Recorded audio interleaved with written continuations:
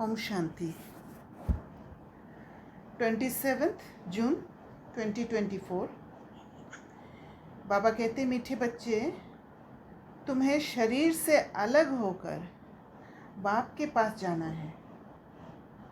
तुम शरीर को साथ नहीं ले जाएंगे, इसलिए शरीर को भूल आत्मा को देखो।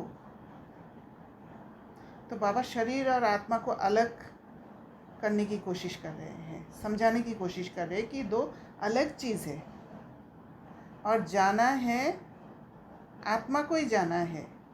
तो आत्मा को जाने के लिए शरीर को अलग करके शरीर को भूलना ज़रूरी है। प्रश्न है, तुम बच्चे अपनी आयु को योग बल से बढ़ाने का पुरुषार्थ क्यों करते हो?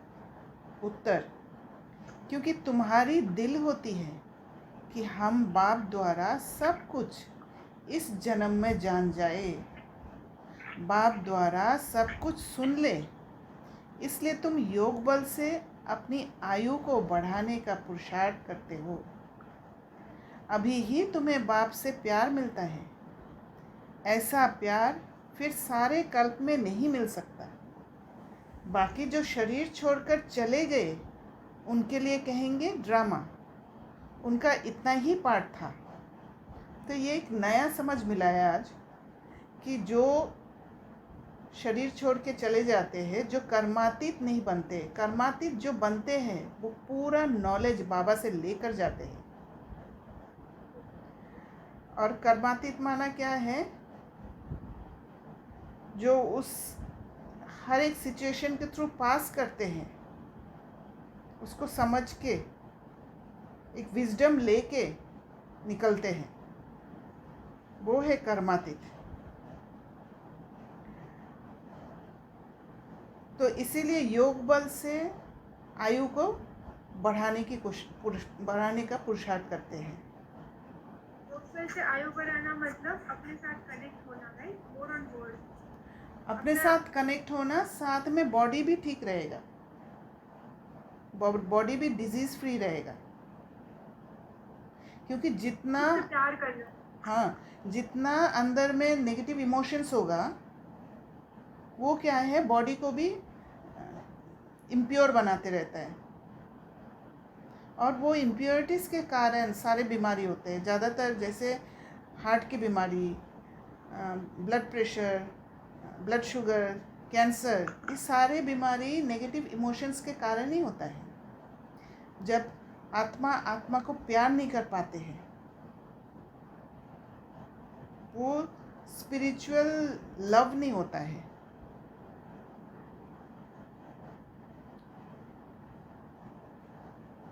तो पहले जो हमारा एक कॉन्सेप्ट था, ये समझ था कि कोई शरीर छोड़ के जाते हैं तो वापस बीके बनकर आते हैं, यही समझ था। मैं भी यही समझती थी।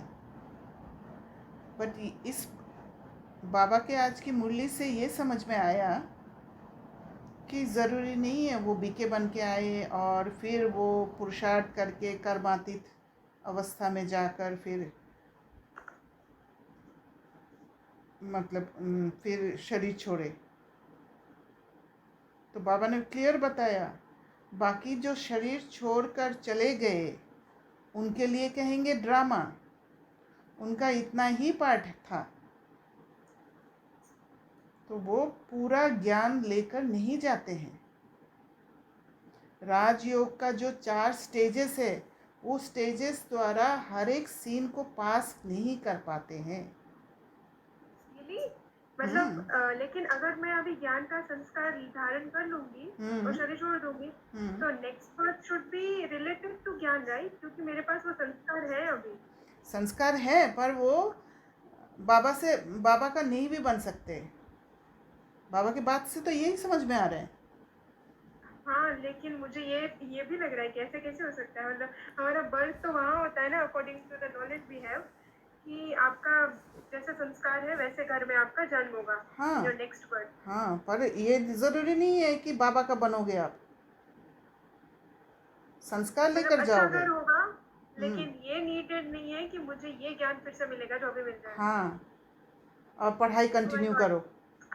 ओके। ये बॉम्ब है। आइडेंट इसलिए ऑफ बॉक्स। कर्मातीत बनने का ही पुरुषार्थ करना है अपने को, मतलब पूरा एक एक सीन से पास होना, अपने को प्यूरिफाई करना बहुत ज़रूरी है। राइट, और इसी जन्म में करना ये हम्म वाला हम्म टारगेट रखना कि only one one birth birth. होनी है। हाँ, और जो पहले शरीर छोड़ के जाते हैं, भले उसको कोई अच्छा घर में जन्म होता है, अपना जितना भी प्यूरिफाई हुआ है, पूरी तरह प्यूरिफाई तो हुआ नहीं, जितना भी प्यूरिफाई हुआ है दूसरे घर में जन्म लेते हैं, उसके बाद अंत समय में वो सजा खा के पूरा प्यूरिफाई होते हैं। वो ज्ञान से प्यूरिफिकेशन नहीं होता है ना। यस। तो हमारा एम क्या होना चाहिए? कर्मातीत बनने का। इसी जन्म में। ओम शांति। बच्चे जन्म जन्मांतर और सत्संगों में गए हैं और यहाँ भी आए हैं। वास्तव में इसको भी सत्संग कहा जाता है। सत का संग तारे बच्चों के दिल में आता है। हम पहले भक्ति मार्ग के सत्संगों में जाते थे और अभी यहाँ बैठे हैं। रात दिन का फर्क भासता है। यहाँ पहले पहले तो बाप का प्यार मिलता है, फिर बाप को बच्चों का प्यार मिलता है। अभी इस जन्म में तुम्हारी चेंज हो रही है। तुम बच्चे समझ गए हो, हम आत्मा हैं, ना कि शरीर। शरीर नहीं कहेगा कि हमारी आत्मा। आत्मा कह सकती है हमारा शरीर, क्योंकि एनर्जी आत्मा में है और शरीर को एनर्जी आत्मा देती है। तो अकेले शरीर नहीं कह सकते कुछ। अब बच्चे समझते हैं जन्म जन्मांतर तो वह साधु संत महात्मा आदि करते आए। आजकल फिर फैशन पड़ा है, साईं बाबा, मेहर बाबा, वह भी सब जिस्मानी हो गए। जिस्मानी प्यार में सुख तो होता ही नहीं है। अभी तुम बच्चों का है रूहानी प्यार। रात दिन का फर्क है। यहाँ तुमको समझ मिलती है, वहाँ तो बिल्कुल बेसमझ है। तो ये रूहानी प्यार वो पूरी तरह जब जागृत होता है, उसको प्यूरिफिकेशन कहेंगे। तुम अभी समझते हो बाबा आकर के हमको पढ़ाते हैं। वह सबका बाप है। मेल तथा फीमेल सब अपने को आत्मा समझते हैं। बाबा बुलाते भी हैं, हे बच्चों। बच्चे भी रेस्पॉन्स करेंगे। ये है बाप और बच्चों का मेला। बच्चे जानते हैं ये बाप और बच्चों का, आत्मा और परमात्मा का मेला एक ही बार होता है। बच्चे बाबा बाबा कहते रहेंगे। बाबा अक्षर बहुत मीठा है। बाबा कहने से ही वर्षा याद आएगा। तुम छोटे तो नहीं हो। बाप की समझ बच्चे को जल्दी पड़ती है। बाबा से क्या वर्षा मिलता है, ये छोटा बच्चा तो समझ ना सके। यहाँ तुम जानते हो कि हम बाबा के पास आए हैं। बाप कहते हैं, हे बच्चों, तो इसमें सब बच्चे आ गए। सब आत्माएं घर से यहाँ आती है पार्ट बजाने। कौन कब पार्ट बजाने आते हैं ये भी बुद्धि में है। सबके सेक्शन अलग अलग है जहाँ से आते हैं। फिर पिछाड़ी में सब अपने अपने सेक्शन में जाते हैं। ये भी सब ड्रामा में नोंद है। बाप किसको भेजते नहीं हैं, ऑटोमेटिकली ये ड्रामा बना हुआ है। हर एक अपने अपने धर्म में आते रहते हैं। बुद्ध का धर्म स्थापन हुआ नहीं है तो कोई उस धर्म का आएगा नहीं। पहले पहले सूर्यवंशी चंद्रवंशी ही आते हैं। जो बाप से अच्छी रीति पढ़ते हैं वही नंबरवार सूर्यवंशी चंद्रवंशी में शरीर लेते हैं। तो ये अंडरलाइन करने की बात है। बाबा ने कहा जो बाप से अच्छी रीति पढ़ते हैं वही नंबरवार सूर्यवंशी चंद्रवंशी में शरीर लेते हैं। वहाँ विकार की तो बात नहीं। योग बल से आत्मा आकर गर्भ में प्रवेश करती है। उससे समझेंगे कि मेरी आत्मा इस शरीर में जाकर प्रवेश करेगी। बूढ़े समझते हैं हमारी आत्मा योग बल से जाकर ये शरीर लेगी। मेरी आत्मा अब पुनर्जन्म लेती है। वे बाप भी समझते हैं हमारे पास बच्चा आया है, बच्चे की आत्मा आ रही है जिसका साक्षात्कार होता है। वे अपने लिए समझते हैं हम जाकर दूसरे शरीर में प्रवेश करते हैं। ये भी विचार उठते हैं ना, जरूर वहाँ का कायदा होगा। बच्चा किस आयु में आएगा वहाँ तो सब रेगुलर चलता है ना। वह तो आगे चल महसूस होगा, सब मालूम पड़ेगा। ऐसे तो नहीं 15-20 वर्ष में कोई बच्चा होगा जैसे यहाँ होता है। नहीं, वहाँ आयु 150 वर्ष की होती है।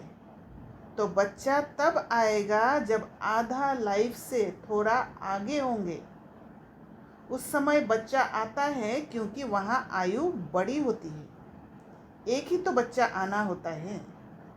तो यही चीज़ हम इंडिया के बाहर देखते हैं कि वो लोग जो बच्चा पैदा करते हैं वो बड़ी आयु में बच्चा पैदा करते हैं। और इंडिया में देखा गया है कि 15-20 वर्ष में ही बच्चा पैदा हो जाता है। तो बाबा कहते हैं फिर बच्ची भी आनी है। पहले बच्चा के लिए कहा, फिर बच्ची भी आनी है। कायदा होगा, पहले बच्चा की फिर बच्ची की आत्मा आती है। विवेक कहता है पहले बच्चा आना चाहिए, पहले मेल पीछे फीमेल। 8-10 वर्ष देरी से आएंगे।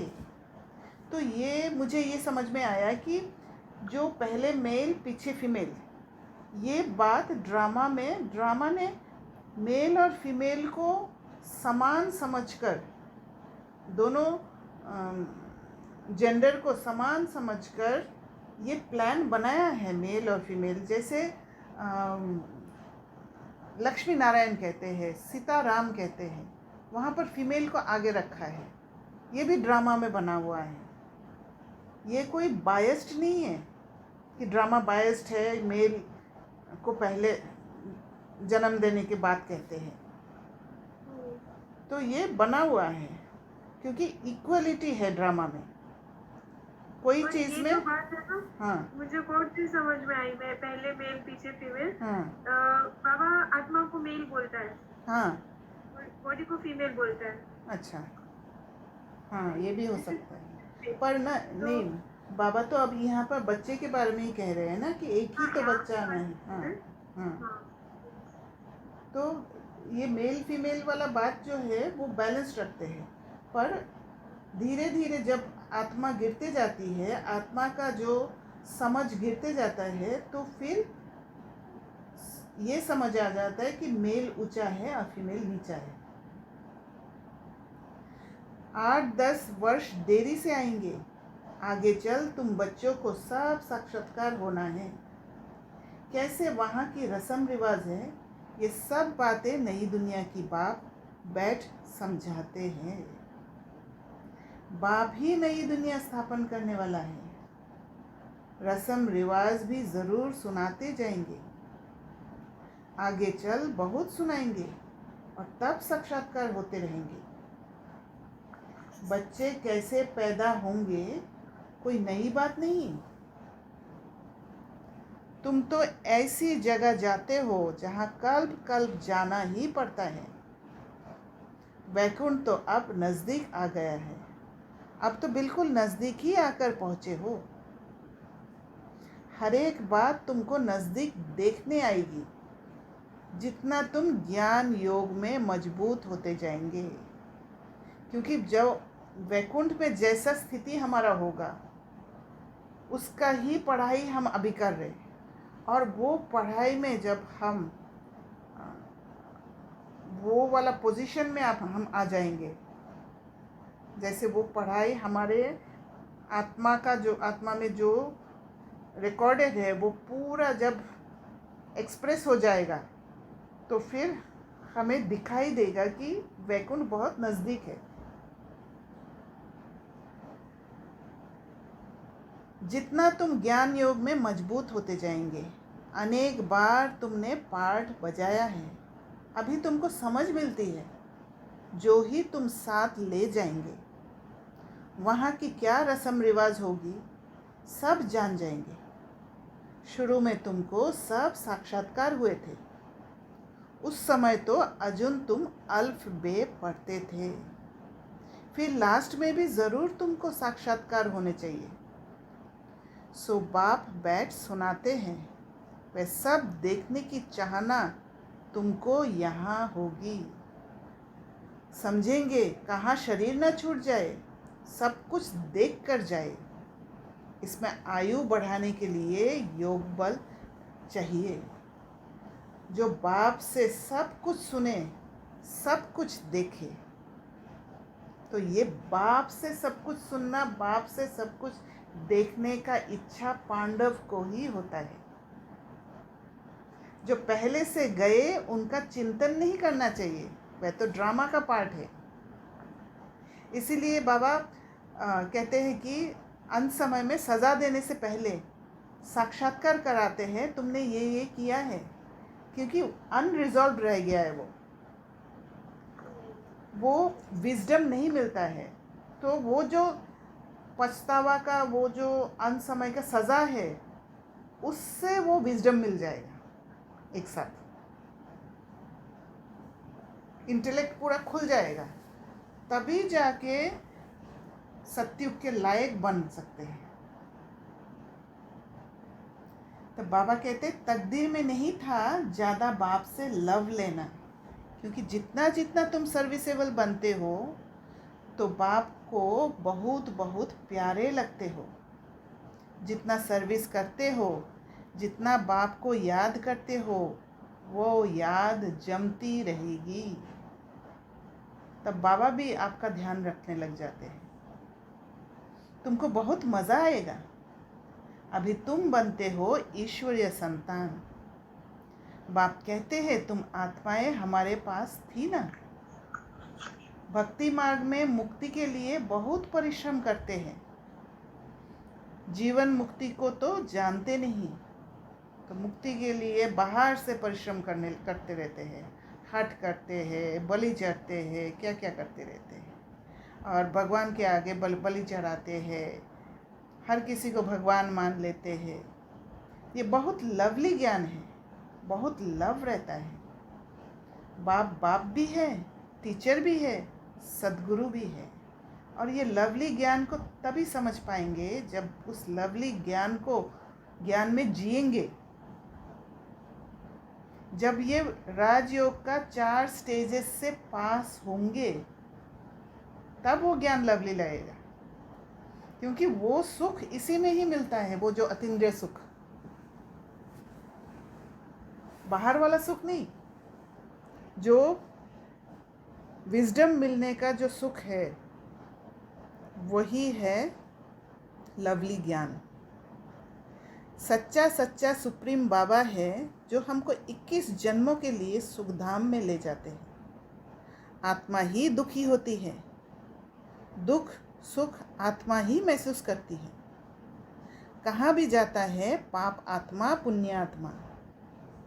अभी बाप आए हैं हमको सभी दुखों से छुड़ाने, और जो भी प्रोसेस चलता है इस ज्ञान मार्ग में, वो प्रोसेस आत्मा में ही होती है, न कि शरीर में। अभी तुम बच्चों को बेहद में जाना है, सब सुखी हो जाएंगे, सारी दुनिया ही सुखी हो जाएगी। ड्रामा में पार्ट है, उनको भी तुम समझ गए हो। तुम कितना खुशी में रहते हो। बाबा आया है हमको स्वर्ग में ले चलने लिए। हम सब आत्माओं को स्वर्ग में ले जाएंगे। बाप धैर्य देते हैं, मीठे मीठे बच्चों, मैं तुमको सब दुखों से दूर करने आया हूँ। तो धैर्य क्यों देते हैं? क्योंकि जब आत्मा उस दर्द से गुजरती है तो बाबा के धैर्य के कारण ही गुजर पाती है। तो ऐसे बाप से कितना प्यार होना चाहिए। सभी संबंधों ने तुमको दुख दिया है। यह है ही दुखदाई संतान। तुम दुखी होते दुख की ही बातें सुनते आए हो। अब बाप सब बातें समझा रहे हैं। अनेक बार समझाया है और चक्रवर्ती राजा बनाया है। तो जो बाप हमको ऐसा स्वर्ग का मालिक बनाते हैं, उन पर कितना प्यार होना चाहिए। एक बाप को ही तुम याद करते हो और स्वर्ग के मालिक तभी बन सकते हैं जब स्वर्ग को जानेंगे, स्वर्ग को अनुभव यहीं से करना शुरू करेंगे। सिवाय बाप के और कोई से संबंध नहीं, आत्मा को ही समझाया जाता है। हम सुप्रीम बाप के बच्चे हैं। अब जैसे हमको रास्ता मिला है, फिर औरों को भी सुख का रास्ता बताना है।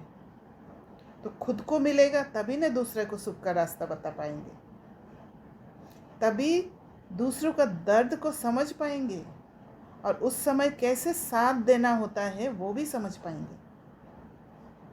तुमको सिर्फ आधा कल्प के लिए ही नहीं, पौना कल्प के लिए सुख मिलता है। तुम पर भी कई कुर्बान जाते हैं क्योंकि तुम बाप का संदेश बताकर सब दुख दूर कर देते हो। तो संदेश खाली ऐसे ही बाबा का परिचय देने से थोड़ी ना दुख दूर हो जाता है।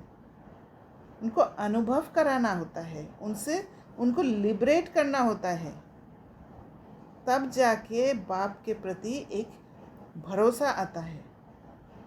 बाप को जान पाते हैं, फिर बाप के साथ एक रिश्ता जुड़ता है, प्यार का संबंध जुड़ता है।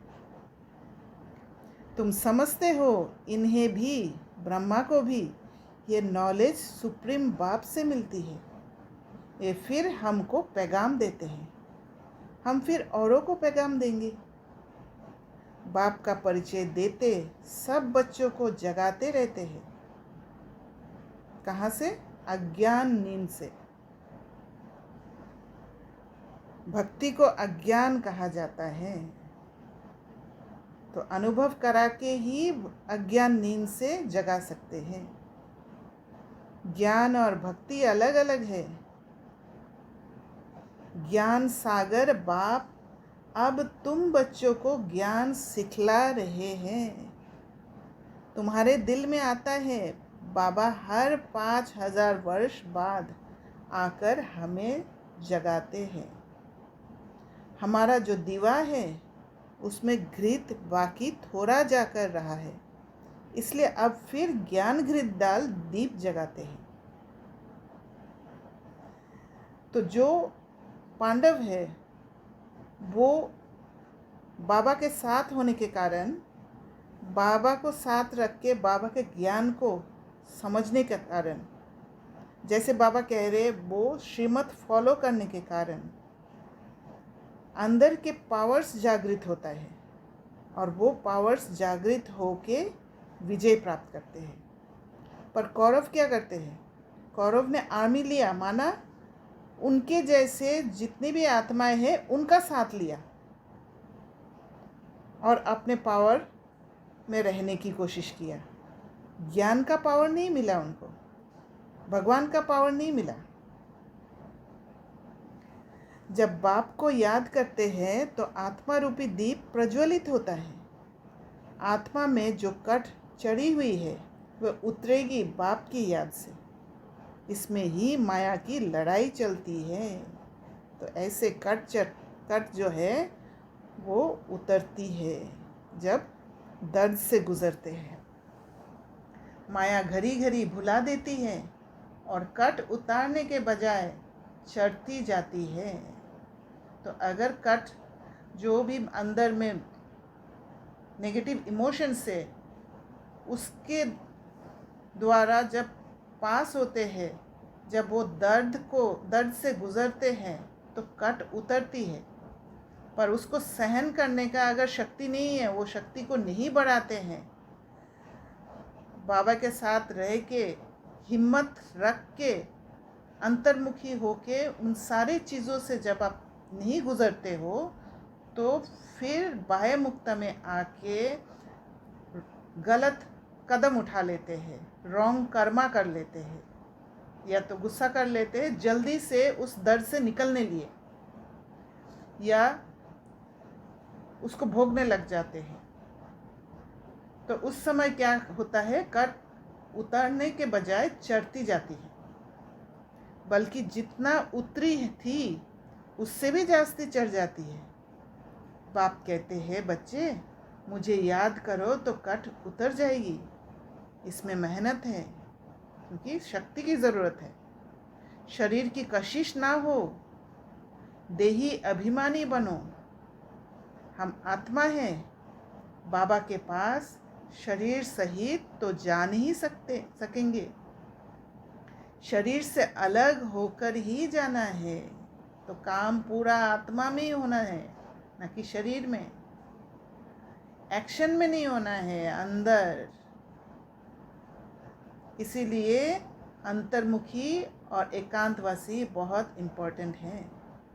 आत्मा को देखने से कट उतरेगी, शरीर को देखने से कट चढ़ती है। शरीर को देखना माना बाह्य मुक्ता में जाना, दूसरे के एक्शन को देख लेना, न कि खुद के अंदर क्या हलचल हो रहा है वो समझना। कभी चढ़ती कभी उतरती, ये चलता रहता है। कभी नीचे कभी ऊपर, बड़ा नाजुक रास्ता है। ये होते होते पिछाड़ी में कर्मातीत अवस्था को पाते हैं। मुख्य हर बात में आंखें ही धोखा देती है, क्योंकि आंख क्या है, एक लिमिटेड दृश्य दिखाता है और उसी में ही हम अटैच्ड होके फंस जाते हैं। इसलिए शरीर को ना देखो। हमारी बुद्धि शांति धाम सुख धाम में लटकी हुई है और दैवी गुण भी धारण करने हैं। भोजन भी शुद्ध खाना है, देवताओं का पवित्र भोजन है। वैष्णव अक्षर विष्णु से निकला है। देवता कभी गंदी चीज थोड़े ही खाते होंगे। विष्णु का मंदिर है जिसको नर नारायण भी कहते हैं।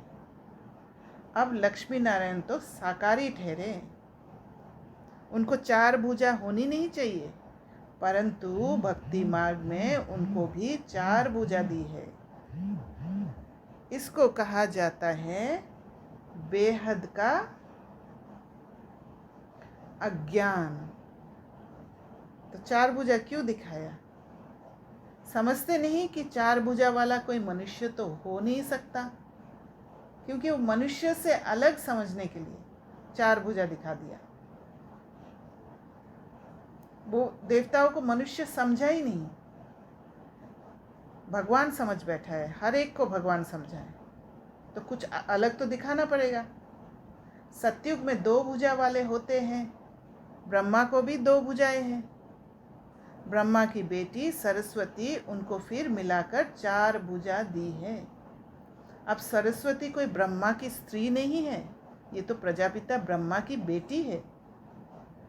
जितने बच्चे अडॉप्ट होते जाते हैं उतनी इनकी भुजाएं बढ़ती जाती हैं। ब्रह्मा की ही 108 भुजाएं कहते हैं। मानव ब्रह्मा मुख वंशावली ब्राह्मण जो 108 में है, उनके लिए कह रहे हैं 108 भुजाएं। विष्णु व शंकर की नहीं कहेंगे।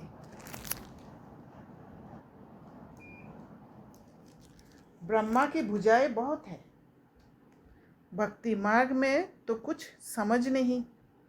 बाप आकर बच्चों को समझाते हैं। तुम कहते हो बाबा ने आकर हमको समझदार बनाया है। मनुष्य कहते हैं हम शिव के भक्त हैं। अच्छा, तुम शिव को क्या समझते हो?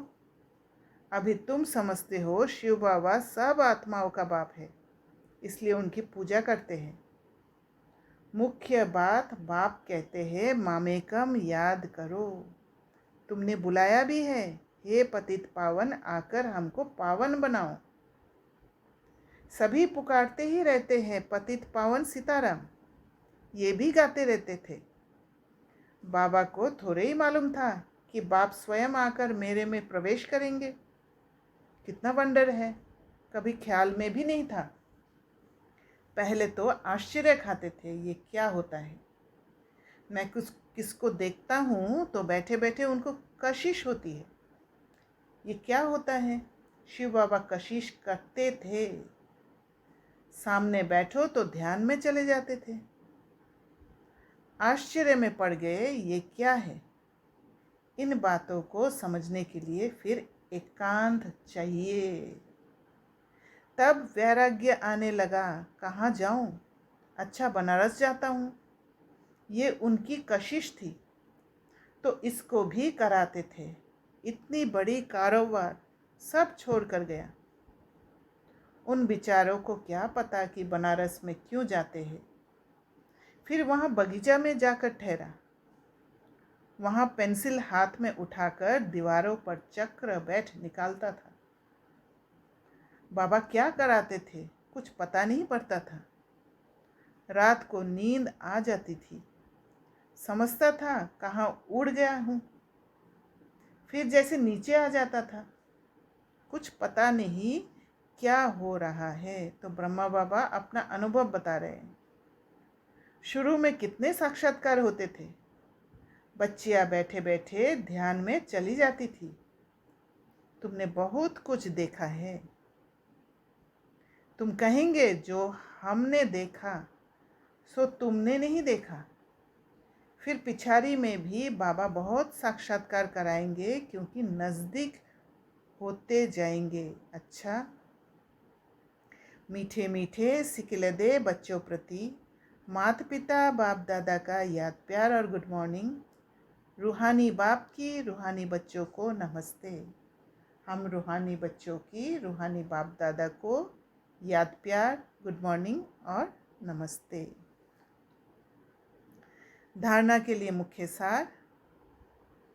बाप का संदेश सुनाकर सबके दुख दूर करने हैं। सबको सुख का रास्ता बताना है। हदों से निकल बेहद में जाना है। अंत के सब साक्षात्कार करने के लिए तथा बाप के प्यार की पालना लेने के लिए ज्ञान योग में मजबूत बनना है। तो ज्ञान योग बहुत इम्पोर्टेंट है, उसी में मजबूत बनना पड़ेगा। बाप का पालना लेने के लिए, बाबा को समझने के लिए, दूसरों का चिंतन ना कर योग बल से अपनी आयु बढ़ानी है। वरदान। अलबेलेपन व अटेंशन के अभिमान को छोड़ बाप की मदद के पात्र बनने वाले सहज पुरुषार्थी भव। कई बच्चे हिम्मत रखने के बजाय अलबेलेपन के कारण अभिमान में आ जाते हैं कि हम तो सदा पात्र है ही। खुद को स्टैंप लगा देते हैं कि हम तो सतयुग में शुरू में ही आ जाएंगे। अंदर चेकिंग नहीं होता है, अलबेले हो जाते हैं। अलबेले मतलब केयरलेस, है ना। तो खुद को ऐसे समझते हैं जैसे स्थान कोई अच्छे स्थान में होते हैं तो ऐसे समझते कि हम इस स्थान में आ गए तो ऐसे ही हम आ गए सतयुग में, उसमें पुरुषार्थ करने की ज़रूरत ही नहीं है। तो हिम्मत नहीं रखते, अलबेले हो जाते हैं। बाप हमें तो ये समझ की बात है, अगर समझ प्रॉपर नहीं है, परसेप्शन क्लियर नहीं है तो फिर ऐसे अलबेले हो जाते। बाप हमें मदद नहीं करेंगे तो किसको करेंगे। तो ऐसे समझते हैं कि हम इतना ऊंचा स्थान में हैं ऊंचा पावर में है तो बाबा तो हमें ही मदद करेंगे। पर बाबा कहते हैं कि पुरुषार्थ नहीं करने से नहीं होगा। अगर बाबा का ऐसा सिस्टम होता कि किसी को भी ऐसे ही मदद कर दे, तो बाबा ये नहीं कहते कि हिम्मत का कदम, पहले हिम्मत का कदम रखो, फिर 1000 कदम बाप का मदद। और बाबा फिर ब्रह्मा बाबा को हर चीज़ में मदद कर देते, पुरुषार्थ करने की ज़रूरत ही नहीं तो होता है उनको। पर ब्रह्मा बाबा ने बहुत पुरुषार्थ किया है।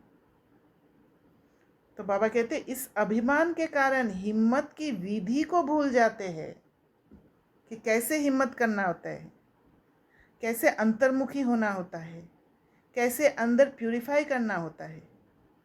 कईयों में फिर स्वयं पर अटेंशन देने का भी अभिमान रहता है, जो मदद से वंचित कर देता है कि मेरे अब अपने पर तो अटेंशन है ही, इसका भी अभिमान आ जाता है। समझते हैं हमने तो बहुत योग लगा लिया, ज्ञानी योगी तू आत्मा बन गए, ज्ञान तो अभी ख़त्म हो गया, सब कुछ पढ़ लिया, हमने बहुत गहन अध्ययन किया है मूल्यों का, हमें सब पता है। पर ये नहीं समझ रहे कि जैसे जैसे आत्मा प्यूरिफाई होते जाती है तो ज्ञान का समझ अलग अलग होने लग जाता है, समझ ही एलिवेट हो जाता है, ऊंचा हो जाता है। सेवा की राजधानी बन गई। इस प्रकार के अभिमान को छोड़ हिम्मत के आधार पर मदद के पात्र बनो तो सहज पुरुषार्थी बन जाएंगे। तो अभिमान में नहीं रहना है, वो एरोगेंस नहीं होना चाहिए। ज्ञान का, योग का हर पल स्टूडेंट बन के रहना चाहिए। ये पूरा संगम युग ही स्टूडेंट लाइफ है, सीखना है, गहराई में जाना है। स्लोगन, जो वेस्ट और नेगेटिव संकल्प चलते हैं उन्हें परिवर्तन कर विश्व कल्याण के कार्य में लगाओ। तो नेगेटिव को अगर पॉजिटिव में कर देते हैं तो वातावरण को हम शुद्ध कर लेते हैं, और जब शुद्ध करते हैं तो विश्व कल्याण अर्थ लगाते हैं। अच्छा, ओम शांति।